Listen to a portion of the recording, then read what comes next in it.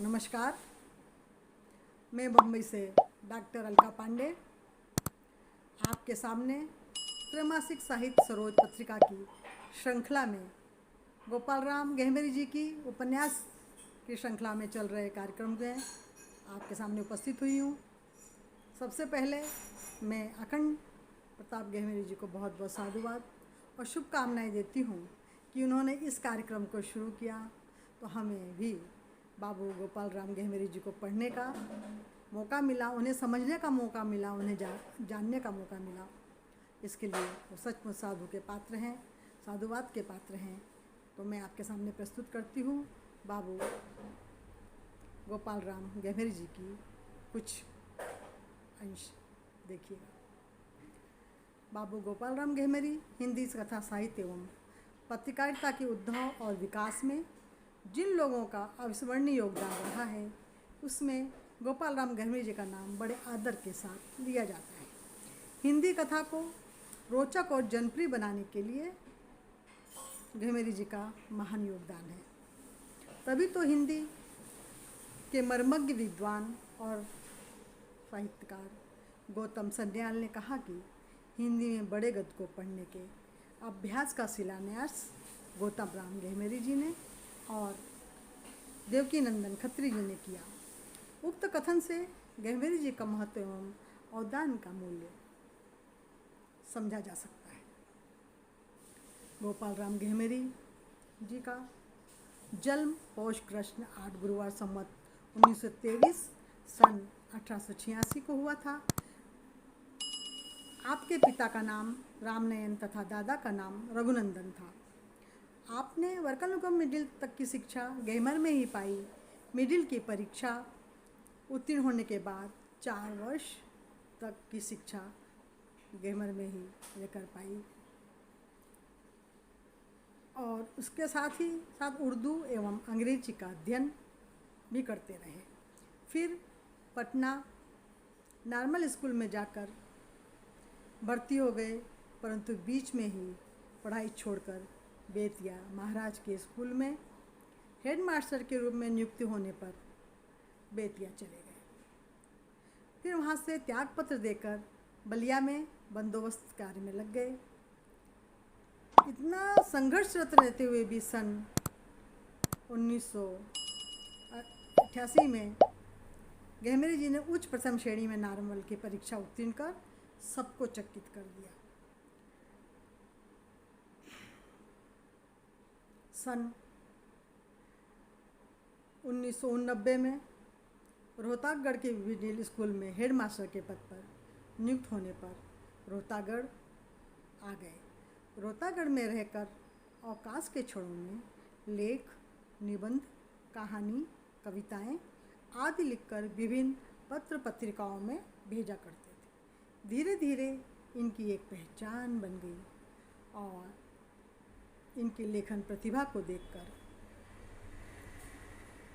उस समय के प्रख्यात प्रकाशक श्री गंगा विष्णु खेमराज मुंबई ने आपको वहाँ प्रेस में कार्य हेतु निमंत्रण भेजा। इस अवसर को पाकर गहमेरी जी ने सरकारी नौकरी को भी त्यागपत्र दे दिया और बम्बई चले गए। सन 1899 में तक बम्बई तक का कार्य देखते रहे। तदुपरांत कलकत्ता से प्रकाशित भारत मित्र के निवेदन पर संपादन का कार्य देखने कलकत्ता आ गए। आपके पैर में भंवरी थी, एक स्थान पर टिकना आपने नहीं सीखा था। एक स्थान पर टिकना आपकी नीति भी नहीं थी। फलतः काला कांगड़ में मनीषी राजा रामपाल सिंह के आमंत्रण पर भारत मित्र को छोड़कर दैनिक पत्र हिंदुस्तान के संपादन में सहायतार्थ काला कांकर आ गए। काला कांकर में उन दिनों नवरत्न प्रभा सभा के नवरत्नों में से एक थे गहमेरी जी। लेकिन थोड़े ही समय बाद गहमेरी जी काला कांकर को त्याग कर पत्रकारिता जगत में भारी नाम कमाकर गहमर स्टेशन के पास अपने लंबे अनुभव के साथ सन 1900 ईस्वी के दिसंबर माह में गहमर आ गए। गहमर स्टेशन के पास जमीन लेकर आपने एक शानदार कोठी बनवाई, उसके हाथे में कुआं और एक बगीचा लगवाया। फिर जासूस नामक पत्रिका का आपने स्वयं प्रकाशन प्रारंभ किया एवं बनारस में भी प्रेस कार्य हेतु आने जाने के कारण वहाँ पर भी जमीन लेकर एक शानदार कोठी का निर्माण करवाया। गहमरी जी गहमर एवं बनारस दोनों जगह रहते थे, परंतु ज़्यादा समय गहमर में ही रहते थे। पत्रिका का प्रकाशन सन 1940 तक होता रहा।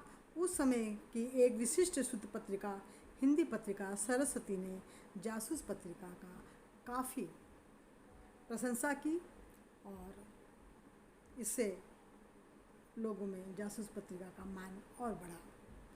गहमरी जी ने लगभग 375 पुस्तकों की रचना की है, जिसमें जासूसी, आध्यात्मिक, नाटक, बंगला से अनुदित एवं कविता की पुस्तकें हैं। चित्रांगदा, 16 शतक एवं वसंत विकास उनके कविता संग्रह हैं। वसंत विकास संग्रह के वसंत के ऊपर एक कविता का आनंद लीजिए आप लोग।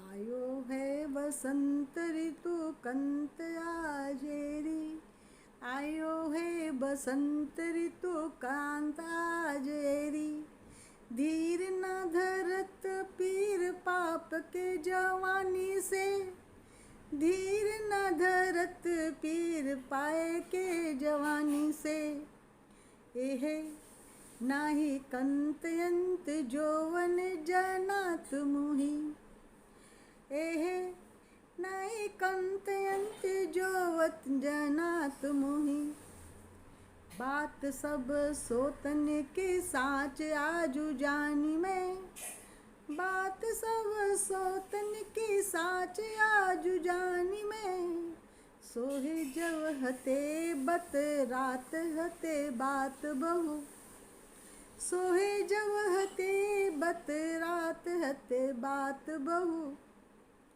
झूठ विश्वास हतो खूब पहचानी में, झूठ विश्वास हतो खूब पहचानी में, आसरो गोपाल जगन्नाथ ही को है सोन तू, लोक तजीजे हो विष खाए मन ठानी में, लोक तजीजे हो विष खाए मन ठानी में। गोपाल राम गहमरी जी का मूल्यांकन करना एक दुष्कर कार्य है। जिस व्यक्ति ने लगातार जीवन पर्यंत हिंदी के उत्थान में अविचल भाव से हिंदी की सेवा की है, 39 वर्षों तक अकेले अपने बलबूते पर जासूस नाम की पत्रिका का सफल संपादन एवं प्रकाशन किया, पाठकों को हिंदी पढ़ने के लिए प्रेरित किया, अपना समूचा जीवन ही हिंदी साहित्य की सेवा में लगा दिया। उस विराट व्यक्तित्व के धनी साहित्यकार की हिंदी लेखकों ने घोर उपेक्षा करने का अपराध किया है। गहमरी जी ने अनेकों ग्रंथों की रचना करके हिंदी साहित्य के भंडार में जो श्रीवृद्धि की है वह लोगों को युगों तक याद करने के लिए मजबूर करती रहे। ऐसे विलक्षण प्रतिभा संपन्न पुरुष का अवसान 20 जून 1986 में तो हो गया।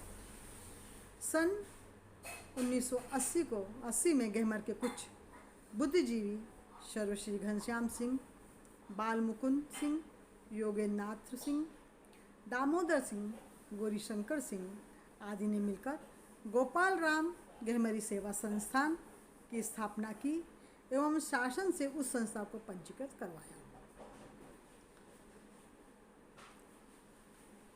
इसके पूर्व कलकत्ता में भी गहमर के कुछ उत्साही लोगों ने उनके नाम की एक संस्था स्थापित की थी, जिसमें सूरज सिंह जी का नाम प्रमुख है। संस्था तब से मंथर गति से चलती रही। चकबंदी के समय शासन से 2 बिस्वा जमीन संस्था को प्राप्त हो गई।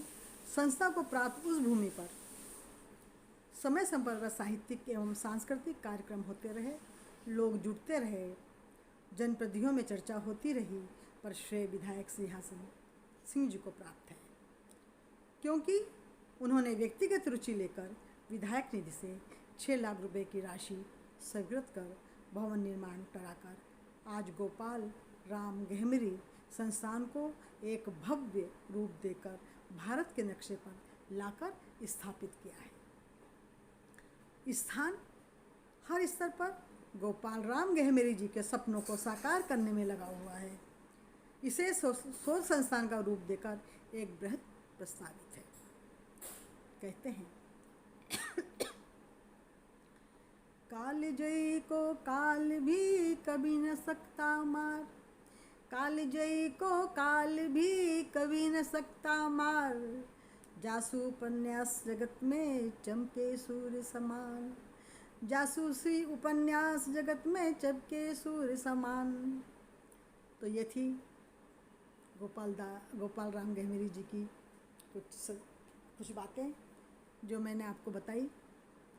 जासूसी उपन्यास के लेखक गोपाल राम गहमरी जी की, और इस श्रृंखला में हम वो गोपाल राम जी के बारे में और बहुत कुछ सुन रहे हैं, जान रहे हैं, लेकिन इतना विलक्षण व्यक्तित्व था उनका कि जितना भी हम समझेंगे शायद हमारे लिए कम है। मैं अखंड प्रताप सिंह जी को फिर बहुत बहुत साधुवाद और शुभकामनाएं देते हुए धन्यवाद ज्ञापन करती हूँ कि उन्होंने इस कार्यक्रम में हमें मौका दिया। बहुत बहुत धन्यवाद, शुक्रिया। जय हिंद, शुभ रात्रि।